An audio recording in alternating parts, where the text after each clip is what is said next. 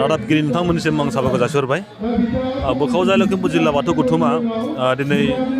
3 बोसोर सोलिया जथुमा दिनै बियो गगामुगनि बे जतेसपुर गामियाव जादों बुंनो थाङोब्ला बाथौ हिसाबै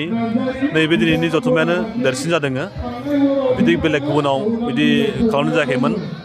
साननाया जाहैबाय मा बाथौ धोरोमखौ मोनसे मोजां मोनसे बिथासिम लांनोब्ला बा बयजोंबो मिन्थिजानोब्ला जों माखासे हाबाफारिखौ लानांगोन जोङो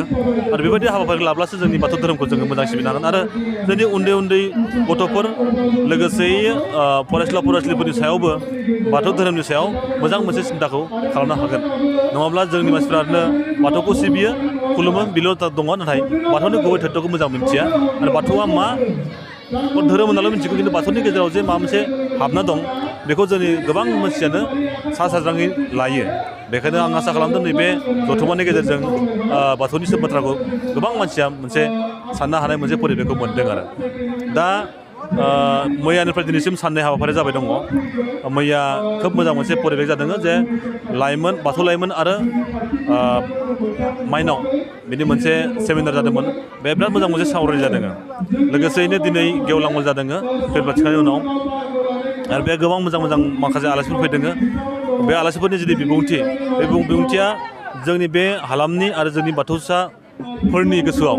बिराद मोनसे जायगा होदों आरो बे जायगाखौ लानानै जोंनि आं आसा फारिदों जोंनि सुबुंफोरा बाथौनि धोरोमनि सायाव मोनसे बिराद मोजां मोनसे साननाय परिबेखौ लानो हादों आरो गोबां रायजो राजा बिथांमोनखौ बाहागो लानानै हाबाफारिखौ जाफुंसारनाय जानाय नुनो मोनदों बे रायजो राजा बाहागो लागिरिफोरनि रायजोफोरा मोजां बाहागो लाफैदोंमोन नाथाय आं मोनसे खोथाखौ फोरमायखानो सानदों जोङो खोब मोजां परिबेक लानो नागिरदोंमोन नाथाय बोथोरा जोंखौ बारा सुबिदा होआखिसै जायनि जाहोनाव मानसिफ्रा थानो थाखाय एसे जानाय थानाया एसे प्रब्लेम जादों बेनि थाखाय आं गासै बोखावजाय लखिमपुर जिल्ला बाथौ गौथुमनि सिङाव बेसेबां थान्दै दंमोन बा नोजोर बोराय दंमोन बिथांमोनजों आङो निमाहा बिनो नागिरदों मानो होनबा बोथोरखौ रावबो जेबो खालामनो हाया बोथोरा गावनि गोसो बायदि खामानि मावगोन बेखायनो जोङो बोथोरजों जों जुजिनांगोन बेनो जों जुजिनायानो जोंनि मेन उद्देश्य बेखायनो जोङो जायखिजाया परिबेकआव जों थानानै जुजिनांगोन आरो जुजिब्लासो जोङो जोंनि साननाय